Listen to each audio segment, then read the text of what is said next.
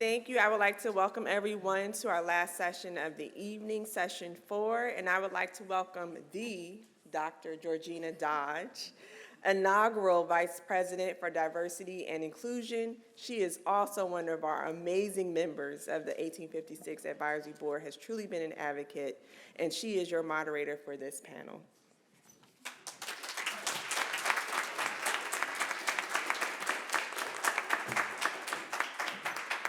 Thank you all so much. We are in the home stretch. This is our final panel. It has been a full day, and I know that there are acknowledgments in your program, but all too often the people that are sort of behind the scenes don't get the recognition that they deserve, and so I just want to call out a couple people really quickly. Veronica Lewis is up here, has been instrumental in doing the work. And Veronica is on the staff of the Office of Diversity and Inclusion, as is Allison Dickinson. I don't know if she's still here or not, who's been instrumental in pulling things together. Leslie Kraft has also been very helpful all day, doing errands as called upon. And the person who has really been the backbone, who has contributed so much labor to everything that has happened today, is Mohamed Al-Rifai. So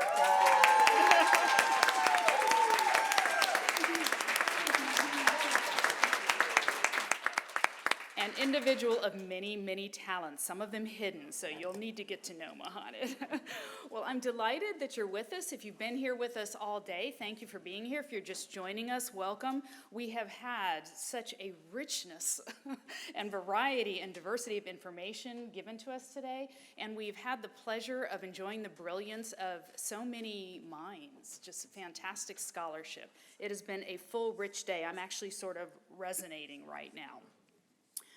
And even as we've looked at the past and its impact on the present, we're going to do a little casting now into the future as well. So the University Studying Slavery, which we abbreviate as USS, is a consortium of over 90 institutions in higher education in the United States, Canada, Colombia, Scotland, Ireland, and England. And the collective originated at the University of Virginia in 2016. And since that time, these schools have focused on sharing best practices and guiding principles as they engage in truth-telling educational projects focused on human bondage and legacies of racism. Today, we have the opportunity to learn from chapters at 4 other institutions here in the state of Maryland. So I'm going to ask each of our panelists to talk about their work. Then I'm going to invite you to ask some questions. So this is your prompt to be future thinking and forward looking as we hear from our panelists. We have the opportunity to learn some best practices, to potentially steal some great ideas, and to reflect on how we wish to move forward here at UMD. So I'm honored to introduce each of our panelists in brief. There is much more interesting information about all of our panelists today, starting on page 46 of your program. And I just want to pause and say the program is beautiful. It is a keepsake work of art, so please enjoy that. And thanks to those who pulled the program together, Mohamed. And now to our panelists, and I will not introduce them in the order in which they are sitting, so I'm going to ask them to wave their hands for you. First, we have Natasha Cole-Leonard from Community College of Baltimore County, where she is an associate professor in the Department of English, as well as the honors program director of the Cantonsville campus. Thank you for joining us. And from, I know the hometown folks want to shout out. It's okay, go on ahead.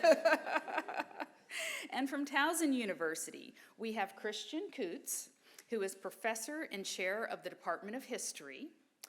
Also from Towson, we welcome Ashley Todd-Diaz, the Assistant University Librarian for Special Collections and University Archives. And Martha S. Jones is the Society of Black Alumni Presidential Professor and Professor of History at Johns Hopkins University. And I'm going to divert from my script just a little bit to put in a brief plug for one of her books, which is titled Vanguard: How Black Women Broke Barriers, Won the Vote, and Insisted on Equality for All.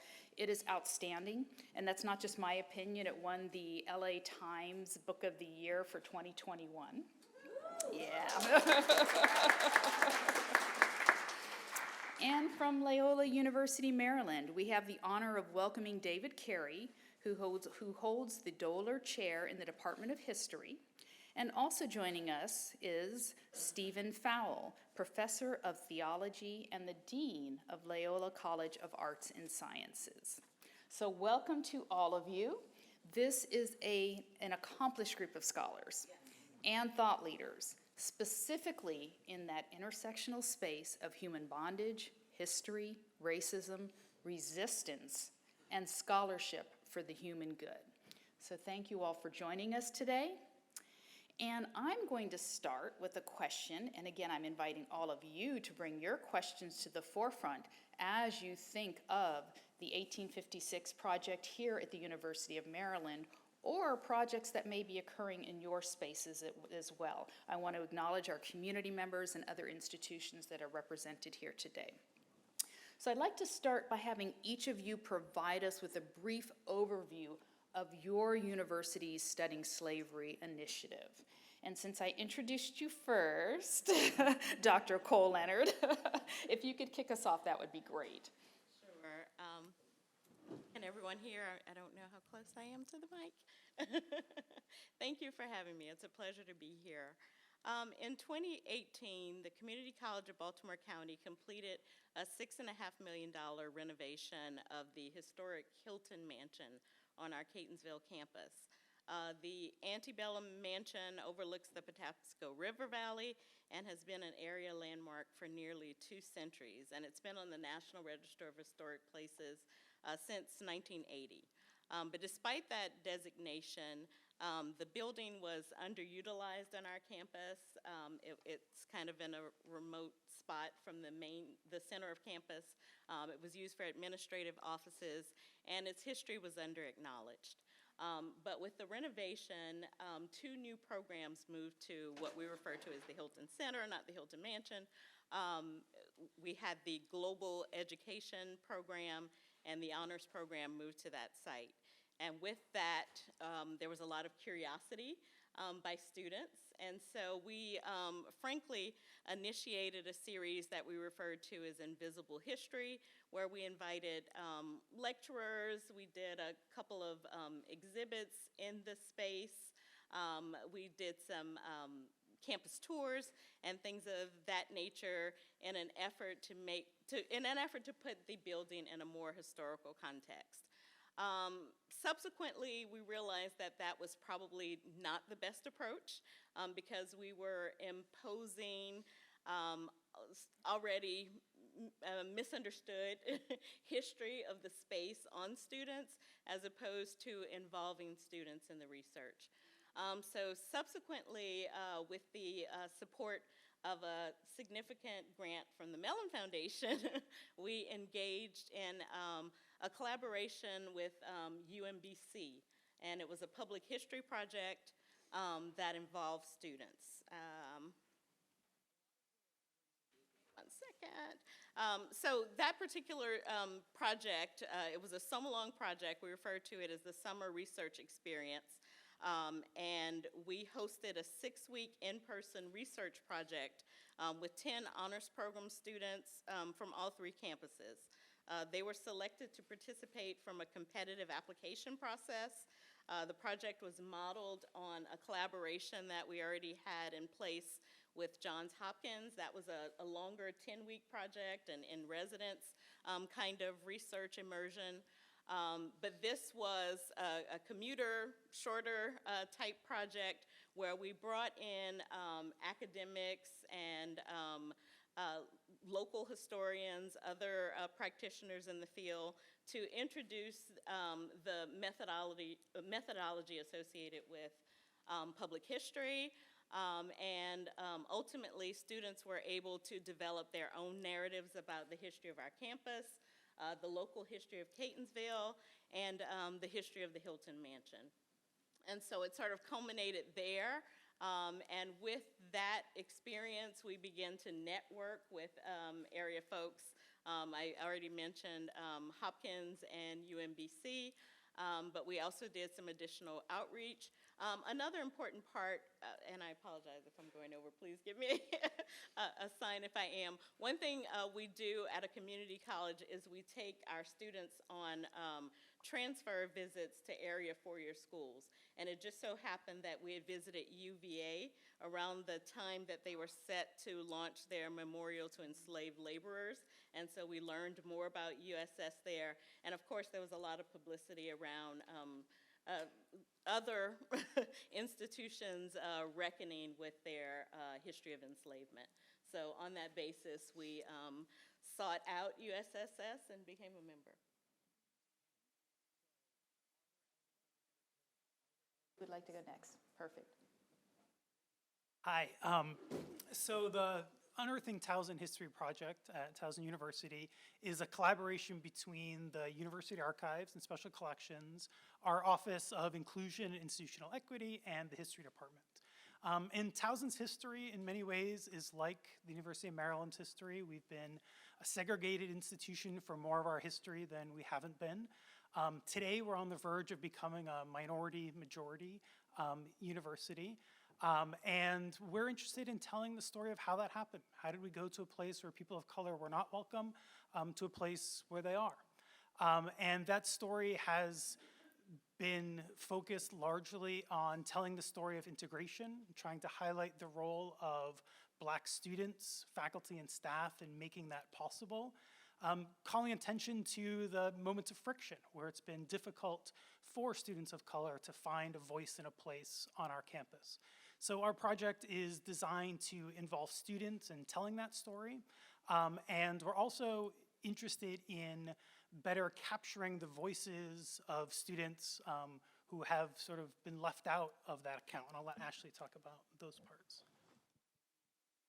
Yeah, so from an archival standpoint, I think for the last couple years, we've really been placing an emphasis on trying to get more student voices into the archives, more representation, because, I mean, we're there for the students. And if they're not seeing themselves in their history and they're not seeing their ability to add their voice to our shared history, then there's, you know, we're doing a disservice. So the fact that we are allowing students this ability to be change agents, to see where the gaps are, to see what's currently in the archives, what's not in the archives, and then how we can remedy that. So they have reached out, they have identified the people that they would like to speak with, they have reached out to them, conducted the research for the oral histories, and led those oral histories. So they can really see where the progress that they're contributing to is going. And now that things are on our website and digital collections, they're being fed back into instruction and research so we can show our students what they are contributing to in many different ways. I'll add one more thing. One of our real goals as well, too, has been to make that connection between students, the archive, and the rest of the university community, to let, for example, university communications know about the stories that have made Towson what it is, and to create the resources that they can use to tell those stories as well. Well, good afternoon. I just want to start by a thank you to you all for this extraordinary afternoon and for convening us. It's really been wonderful. I'm Martha Jones from Johns Hopkins, and I'm here in part because in the fall of 2020, the university began to rethink the story that it tells about itself after encountering Mr. Hopkins as an enslaver on the census returns of 1840 and 1850 in Baltimore. It's important to say at the same time, I don't speak for Johns Hopkins University. And that's, in a sense, a disclaimer, but it really is a key to understanding how it is that at our project called Hard Histories at Hopkins, we think about this work of examining slavery, racism, and the life of our university. Rather than working by way of a centralized approach, Hard Histories at Hopkins really is an independent arm of the university under faculty directorship. And that's one of the principles that has animated our work at Johns Hopkins. Rather than centralizing our work or coordinating our work, really leaning into one of our greatest strengths, which is indeed independent faculty research, and letting that drive the inquiry. So in this sense, my work sits alongside the work of colleagues in the history of medicine, in Asian American history, in the philosophy department, and a great deal more, where we are each, in our own ways, in our laboratories, in our classrooms, and more, looking at the history of race, racism, and slavery at Johns Hopkins. Our purpose at Hard Histories is to examine the stories that the university has told about itself, promotes about itself, has burnished, polished, and held up to all of us for a very long time, to discover the untruths, to the partial truths, the myths, these misleading stories that we have told, including that of our founder and namesake, and then to do archival research that offers to us new stories, those inclusive stories, as you've heard today, that are really one of the pathways toward a different future. I think that as I'm listening today and taking in what's going on here, there is something that has become very familiar to us at Hopkins, which is that it turned out that the framework of universities studying slavery was too narrow for the kinds of history we were discovering, but the kinds of collaborations that we very quickly became a part of. And what that means is that today, while we are, yes, a part of universities studying slavery, our partners, our collaborators include folks like my friends to the left at Loyola, but it includes also many sorts of institutions, particularly in Baltimore and its environs, whether it is cultural institutions, art museums, other high schools, K through 12 institutions, faith communities.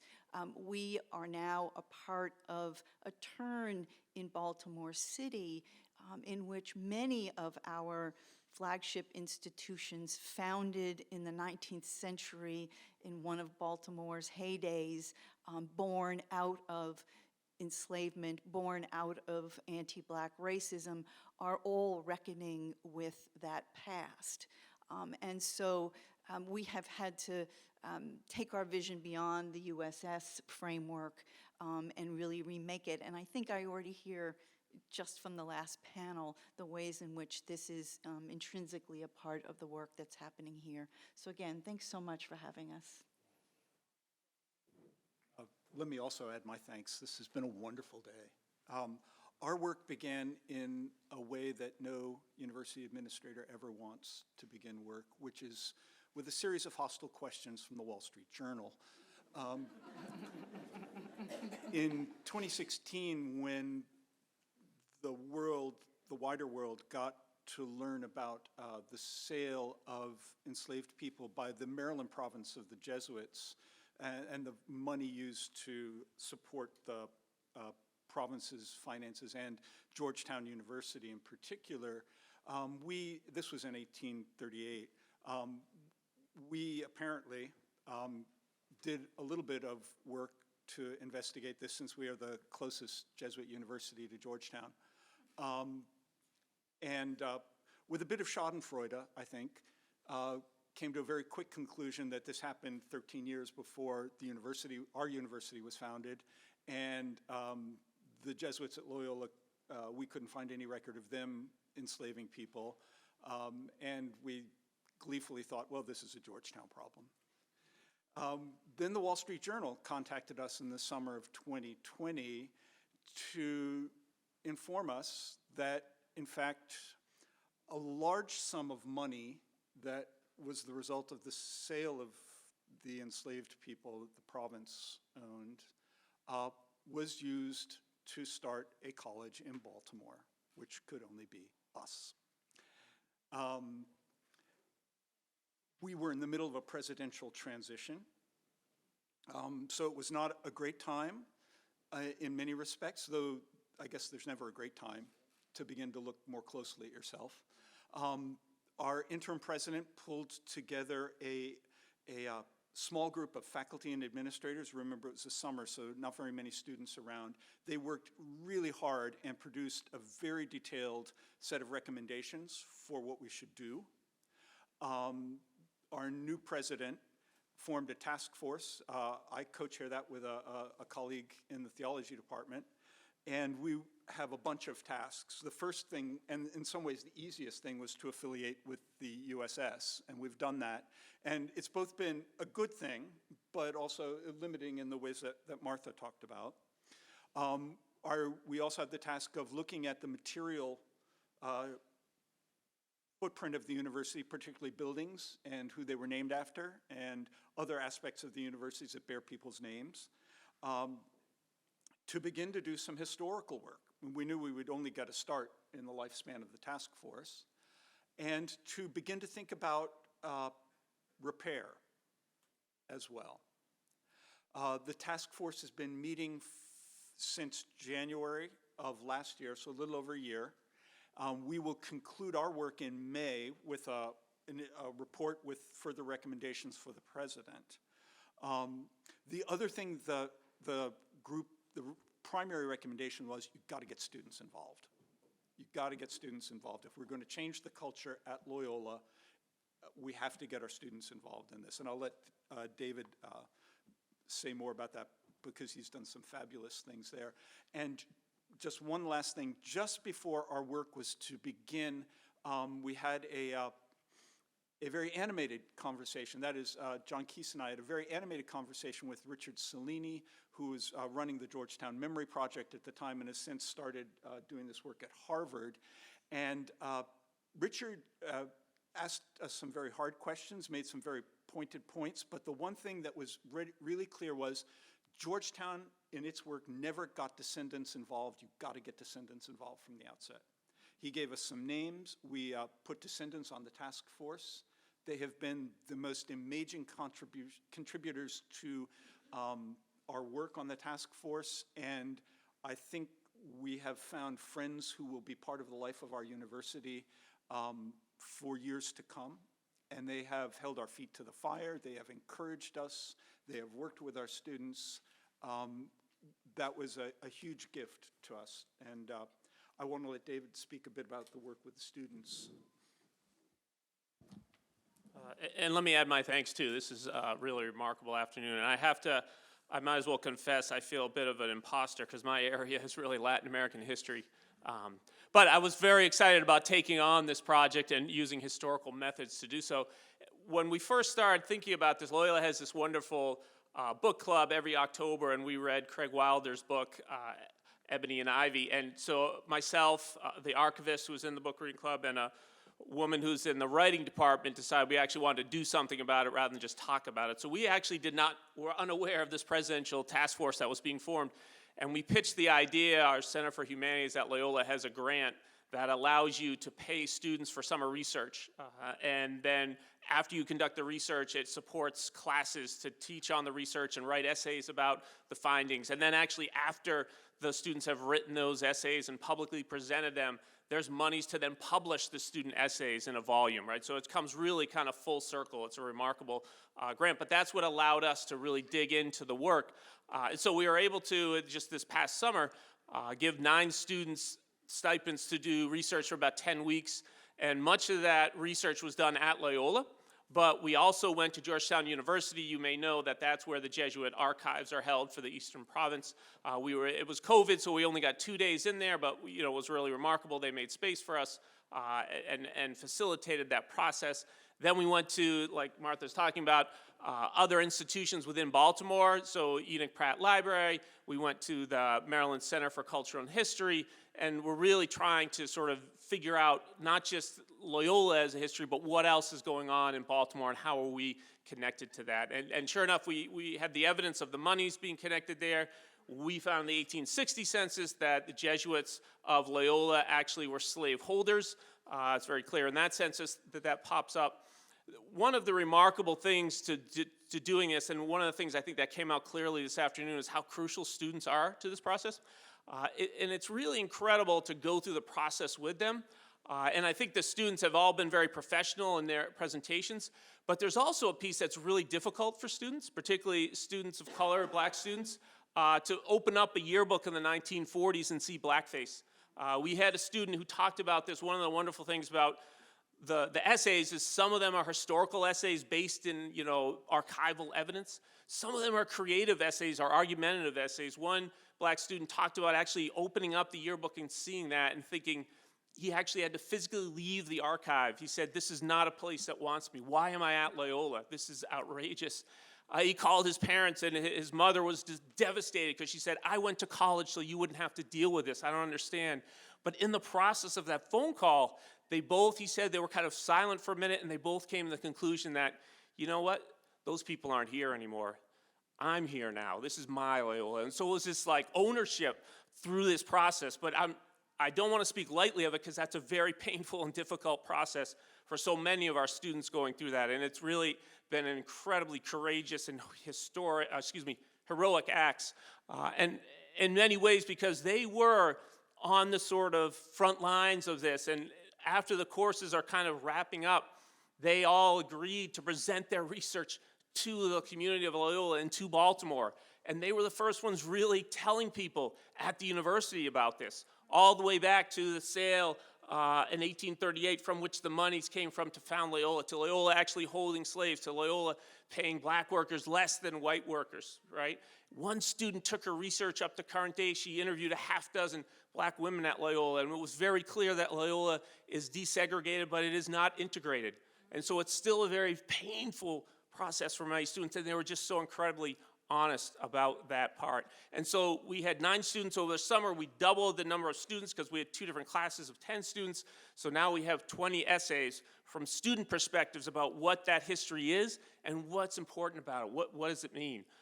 And so, as Steve mentioned, the other really key contributors were descendants. These 2 women, Lynn Nehemiah, as well as Melly Colombe, who have given incredibly generously of their time, their expertise, their experience. It's really been remarkable and humbling to see that. And then, of course, the archivist at Loyola has been extraordinary in helping us to locate sources and actually doing some of the research herself and finding some very difficult evidence of the kind of abuses and exploitation that was going on. And so now we're moving into that phase. 2 of the students from the fall classes are serving as liaisons to help make the transition from these student essays into it actually being published in-house at Loyola. And then we'll have, sort of recognition of that. And we're currently teaching a course in which we're using oral histories to go back and interview descendants to try and enrich our sense of the way descendants think about this history and what's significant about it. Wow, thank you all, thank you all. I'm gonna leave a little space in case anyone's approaching the microphone, but everything that you've said has generated so much for me. So I see Kim coming up, so let me allow Dr. Nickerson to ask his question. Thank you so much for being with us here this morning, this afternoon. We really appreciate it. So we're the 1856 Project, but that's really when the University of Maryland was chartered. It took a while for the money to be collected, to build the buildings and to begin it. In fact, Johns Hopkins was one of the original financial contributors to the Maryland Agricultural College. I don't know if you knew that or not. But the first students arrived on campus in the fall of 1859. Those of you who know 1859, you know that in October, John Brown led a rebellion in Harper's Ferry, Virginia. So I have this question for you because, of course, there was a reaction throughout the then United States to that rebellion. So my question for you, and you don't all have to answer it, maybe some of you who are passionate about it or have thought about it can answer it. But the question is, what is the role of education as a form of resistance, rebellion, or revolt, if you're talking about educational institutions? And I'll even give you an option. Talk about the role of education as a form of resistance, rebellion, and revolt, either historically in the context of the time when these universities were being formed, or, interestingly enough, contemporarily. Does education have a role in a form of resistance, rebellion, or revolt? Thank you.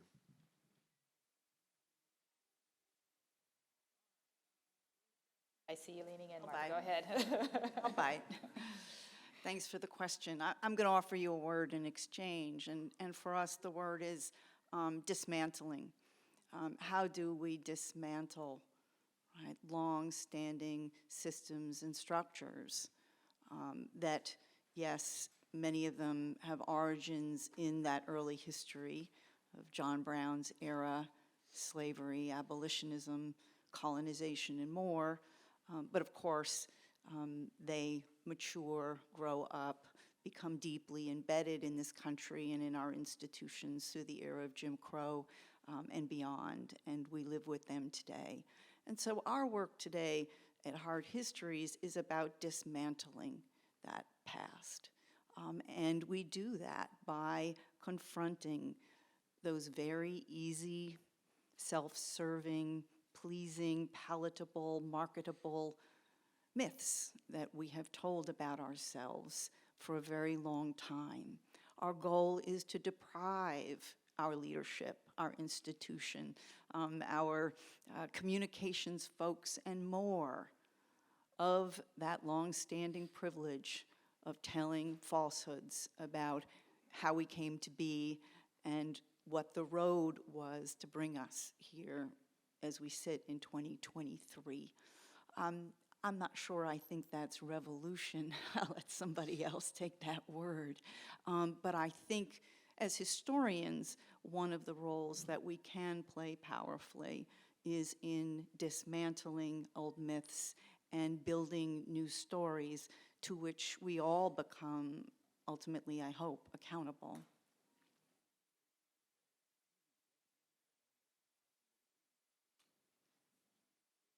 I guess I would add to that, only saying that, again, it's been really inspiring watching the students' leadership on this.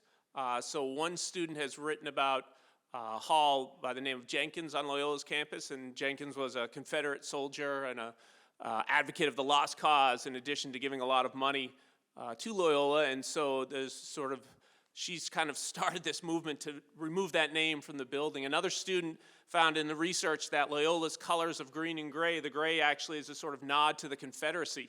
And so that student's demanding that we no longer have that as an official school color. Right? These are symbolic things, I understand that, but I think the more these sort of conversations are taking place, we can make Loyola a more welcoming place for the very people who were sort of exploited and really shunned by it. In fact, a student found that our land deed in 1921 specifically said that this was an institution, Loyola was, for educating white people only. And in fact, black people could not live on the campus unless they worked for Loyola, right? All of those point to a sort of really problematic history, and the legacies of that continue to resonate at Loyola, and the students are the ones who are sort of raising this up, like, what do we do about this now? We have to be very honest and transparent and frank about that. Thank you. Natasha, I thought I saw you leaning in too. So. I was, I suppose our institution is a bit unique in that we were founded in the 1950s. And so it's always been, I'm not speaking for CCBC, but it's always been convenient to distance the institution from the history of our campus, from the history of the buildings on our campus, from the history of our community. What I didn't say in my initial comments was what compelled me to become involved in this project in the first place. Not only that, my honors program was housed in the building, and I should also give additional context that I'm from Louisiana, that I'm over 50. My experience is different, quite different from the students with whom I work.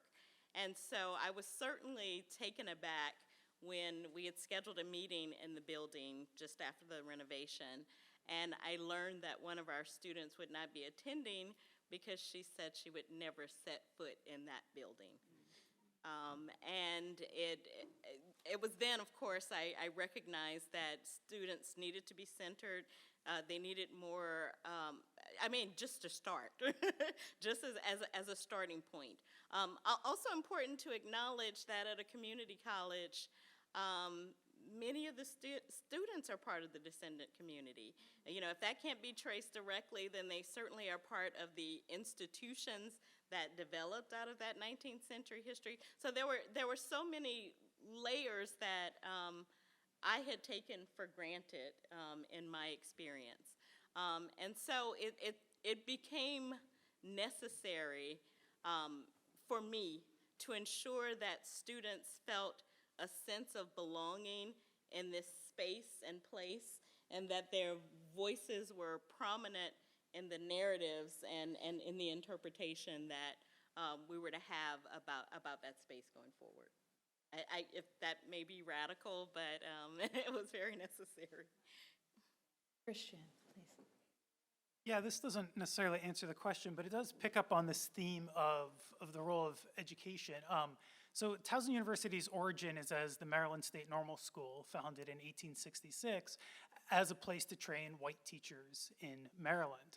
And we are intimately tied to Bowie State, which is founded at the same time to train black teachers in the state of Maryland. And one of the opportunities our project has is the ability to remind students, to tell the story about how the very training of teachers in the state of Maryland was a racist, white supremacist organization from the beginning, and that the history of the curriculum of Towson, the kinds of students that are allowed to be at Towson, really shapes what happens in the state for centuries after that.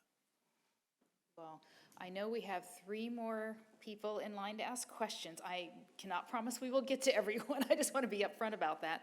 There is a reception following this that I invite you all to attend, and hopefully our panelists will be able to be there for ongoing conversation as well. If you wouldn't mind introducing yourself and asking your question, please. Hi everyone, I'm a graduate student with the history department. My question is sort of originally intended for Dr. Jones, but open to anybody else who has anything to add or anything to say. I was wondering if you could speak a little bit about how to respond to people on and off campus who are skeptical about the reliability of primary source documents and how you can use things like censuses, et cetera, to identify enslaved people who are involved with. Thank you for the question, and thank you for acknowledging the elephant in the room for us at Johns Hopkins, which is to say that our work has been subject to questioning, to criticism, both from outside of the university and within the university community. That is partly a very pointed debate, perhaps, about how we use, for example, the manuscript census materials that we've seen referred to many times here today.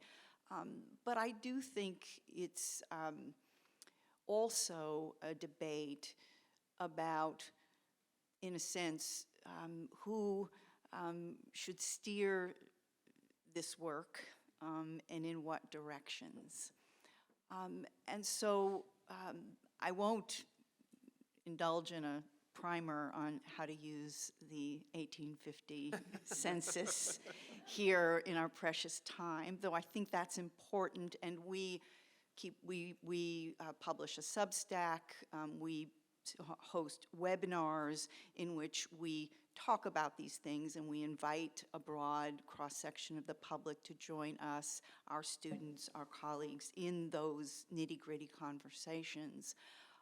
But the question, I think, in part is about who steers this work and in whose hands this work should be. And it has raised for many folks, I think, in Baltimore and perhaps more broadly, a kind of reckoning. If Mr. Hopkins was an enslaver, if the roots of Johns Hopkins, the university, the hospital, the medical school, are in some sense, in slavery, in racism, who are we in this 21st century cosmology if we are not only the benevolent, paternalistic benefactors of Black Baltimoreans? And for me, that's where the stakes are here.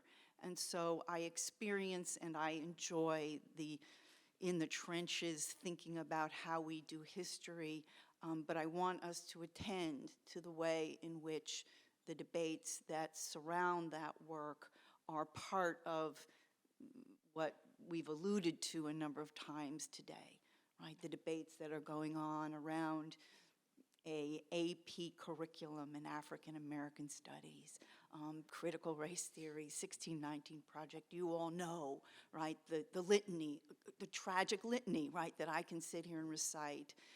And I think that some of what you're seeing around our work is a reflection of that strife also. So thanks so much for the question. Thank you. To piggyback on Martha's point, I think all of us who are faculty try and make the world more complicated for our students. And this is part of what our work is doing for us. It doesn't, in some cases, it undermines some of the very powerful good things we've told ourselves about Loyola's past. But Loyola has done genuinely good things. But it's also been wrapped up in horrific things. And telling the truth about both of those things and making our history more complicated, less straightforward, is part of what we have to do as a university. It's what any university has to do. And so we, and eventually we may come back to look at some of the primary source documents and think, maybe we overread them. Maybe we didn't pay attention as well as we ought to, but that's just part of how any intellectual endeavor works. It's sort of iterative and repetitive and moves and is always complicated. Hello, I'm Jessica Elmore, and I have a question. As more institutions are relying on external funds, philanthropy, and these projects are coming out, what's the pushback, especially as we're rocking the sense of belonging of your long-term alumni and these stories as we're trying to continue to expand our inclusive stories? What's that conversation been like with maybe your advancement arms, or how are they preparing leadership to have these conversations as they're on these interesting visits with their donors and external folks? Question. I can say a little bit since I just had to answer this for a subcommittee of our Board of Trustees a couple of days ago. That sounds fun. Obviously, the president of the university hears most the pushback. I've been astonished about how little there's been for us. When the students at the end of November gave a presentation of their work, our Chief Equity and Inclusion Officer and I met with David's class to just try to prepare them for if there were a lot of pushback from your fellow students who, for them, this is the first time they're hearing this stuff. Here's some resources for you. Here's where you can get some support. Know that the Dean's office is fully behind you and we will support you. And the presentation began and there weren't enough chairs. And they just kept bringing more and more and more chairs in. The room got filled. We violated probably every fire code in the city of Baltimore. And there was very little pushback. There was one kind of squirrely question that was not directly hostile, but a little bit of pushback. The students were completely professional, as they have been throughout. Our trustees have been largely supportive so far. I think when it comes time to looking at Jenkins Hall and the fact we cannot retain that name any longer, we may get some pushback there. But it also opens up doors. We have alumni of color who've been waiting for us to do this work, who are willing to put some money into it. We can't look at what we're going to lose and what we're going to gain at this point if we're going to be true to our identity as a Jesuit university. We have to move ahead and do so with grace and humility, but we can't gloss the truth about this any longer. I would just add that I'm a believer that the real work happens in small spaces, doesn't happen here or at any symposium. So part of my job has been, yes, to sit with trustees and boards and other stakeholders at the institution to talk about what we do. I think that's the real work, not the published material or the Substack, right? It's all that time we spend with one another. Being educators, part of my job is to teach.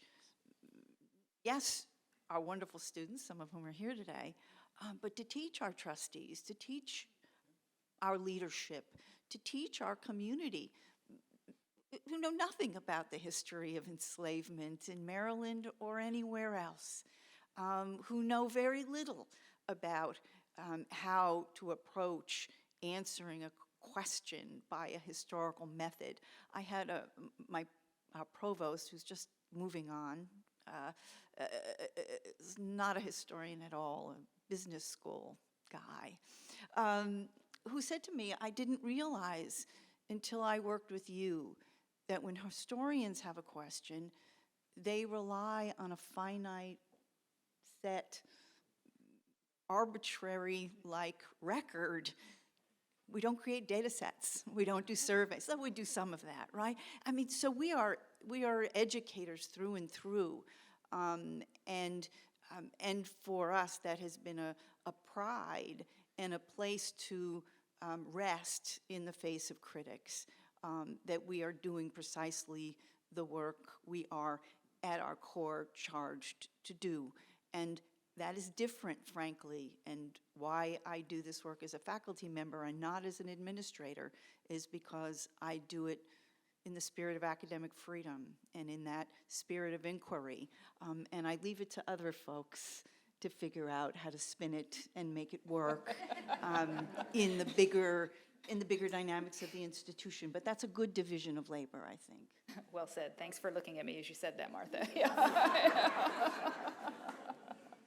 I think we have time for just one more question. We've got about... I just wanted to press further, especially in light of the situation in Florida. I'm sorry.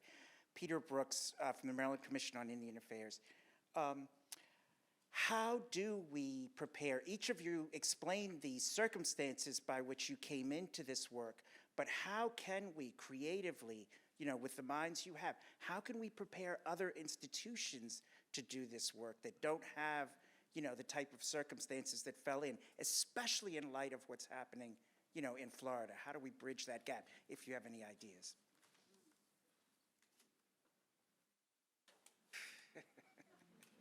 Wow, I wore out the So I want to say, I think the work is happening. I think it's one of the, from my vantage point in Baltimore City, since the summer of 2020, I have worked behind the scenes with upwards of 20 institutions, faith communities, educational institutions, cultural institutions, museums, the Baltimore Sun, right? No, and we are working, we are doing that work. Folks would much rather, in a national landscape, focus on many other things that are happening in our city or not happening in our city. But we have been doing the work.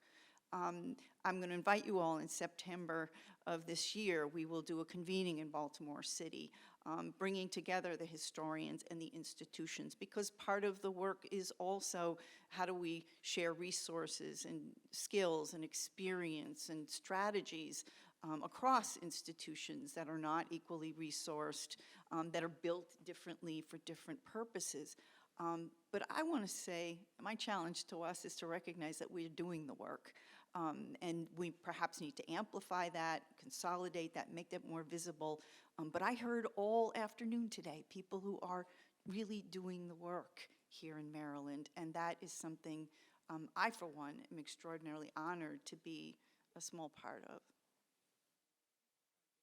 We're going to have to end there, so first off, I want to just pick up on what Martha just said, and a large reason that we pulled this panel together was to talk about how can we begin working together. So thank you for that verbal invitation, and we'll look forward to learning more about September and ways in which we can come together as different institutions of learning and other spaces, all spaces, to work through some of this history and some of our current reality as well. So please join me in thanking our panelists for a fantastic session.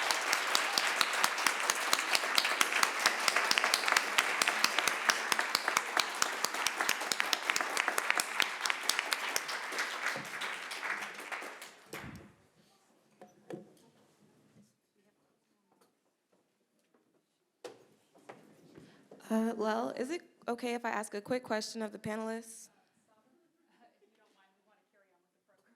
I know, I want to ask a quick question. I didn't want to be silenced. I think my voice matters.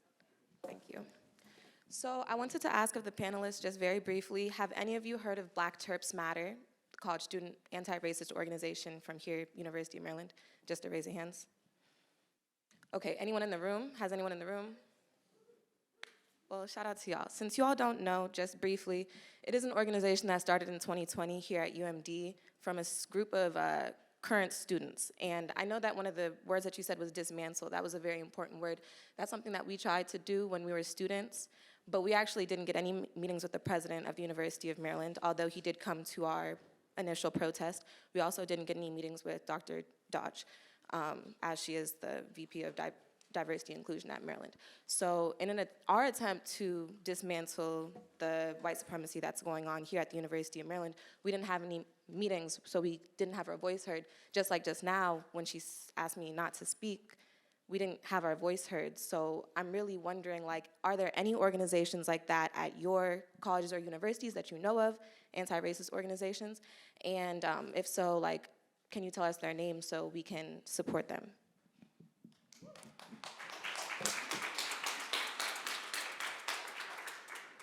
At Loyola, it's called Dismantle the System.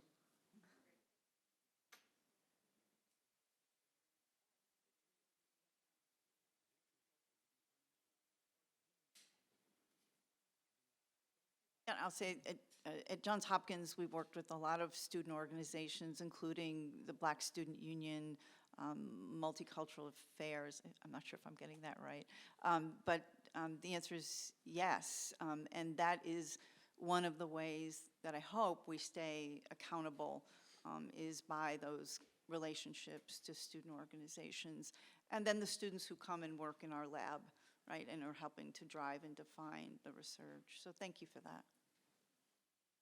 And at Towson, too, the Black Student Union has been important. Thank you for answering that last question. And another round of applause for all the amazing panelists we had today.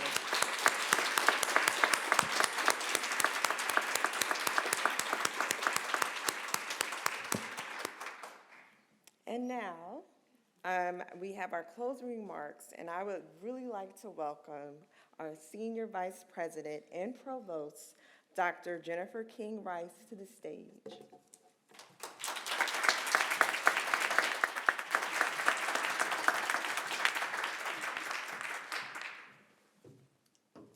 Well, thank you so much. I know it's been a long day and a lot of conversation, so I'm really honored to have this opportunity to celebrate this engaging day. There's a lot more work to be done, clearly, but these conversations are important conversations to be had, and it is a celebration to close this inaugural 1856 symposium. You know, I think it's just really important as I was listening to this panel and the questions, and reflecting that, you know, this symposium occurs at a time that is filled with current events. We could probably name 10 of them in the last several months that demand this sort of discourse about how our present is so much shaped by our past, and the work that we really need to do together in lots of different spaces to grapple with that difficult past and move forward. And I really, again, I recognize that this work can't be done in symposiums like this. It happens in big places and small spaces alike. But I am proud of this project and this symposium that's happened today. And I think its importance is really underscored by the current debate that's raging across our country. Sometimes it's hard for me to wrap my head around it, but that's raging across our nation about this new AP course on African American Studies. So some of you may know me, some of you not. My field is education. So my career has been dedicated to K-12 educational equity and opportunity. And so, my feeling is that education needs to teach that history in accurate ways from all perspectives if we're going to raise the next generation of individuals who can help transcend some of the historical barriers that have held people back structurally and systematically. So I just need to get that off my chest before I jump into my thank yous. But I do want to recognize right at the outset that events like this take a lot of time and effort to plan and to execute. And so I do want to jump in sort of first things first, thanking the 1856 Project's event planning team. This includes Muhammad Al-Rife. Let's hear it. Thank you, Muhammad. Jen Edison, where's Jen? Is Jen here? Jen Edison? Joni Floyd, oh, Jen, right, there we go. Joni Floyd, Joni. Veronica Lewis. Eric Lindquist, yep, back here. And Brittany Robinson. So really, thank you. I recognize how much work this kind of event takes, and I'm very grateful. I also want to thank Dean Adrian Lim. Is Dean Lim still here? Dean Stephanie Schoenecken, and of course, Dr. Georgina Dodge, and the many, many campus and broader community leaders who played a role in today's symposium. I'd also like to thank the many representatives from our fellow university system of Maryland institutions, other Maryland-based colleges and universities. Your presence means a lot and is valued as we do this work together. I want to thank representatives from our local schools. As a K-12 education person, thank you for being here. Your voices matter. And other institutions across the region and across the country. And a special thank you to students. Can I see hands of students? Let's hear it for the students.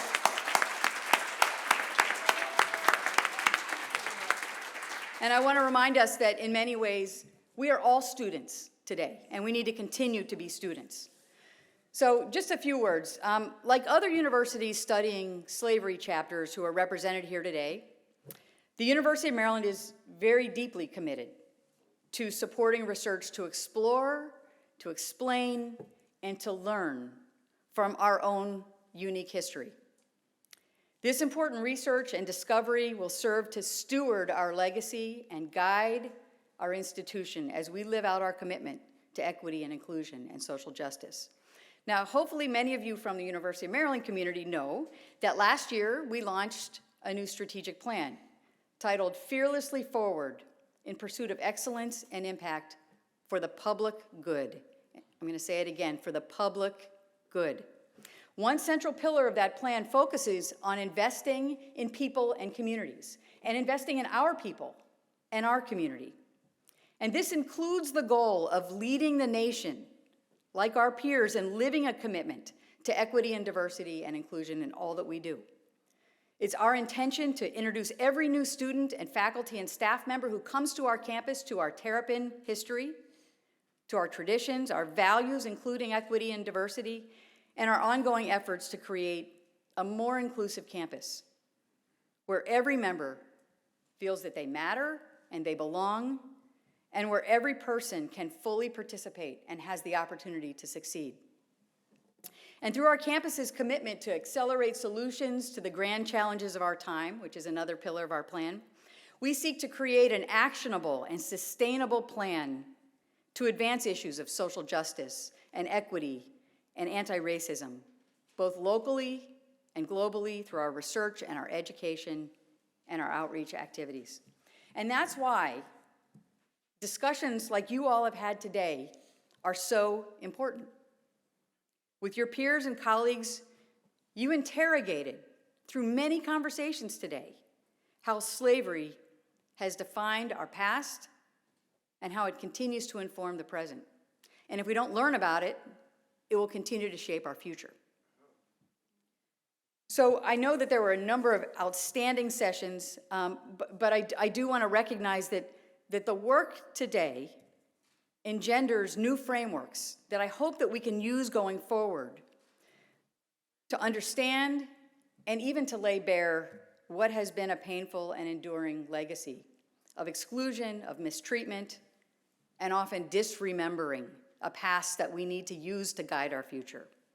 So your many insights, your discoveries from today will fortify what it is that we do as we continue to move, as I like to say, fearlessly forward. So I hope today's program inspired you to stay engaged with the 1856 Project. I know the team would welcome your ongoing support as they continue to conduct research and plan outreach projects. Thank you all for attending today, taking time out of your busy schedules, and for sharing your valuable insights and contributions to the conversations that we had today. By engaging together today and in the future around these topics, we are taking steps, again, in big spaces and in small spaces, toward building a better and more inclusive future for our university, our community, and our society. So I want to thank you all, and I look forward to joining with you to do the work that needs to be done. So thank you.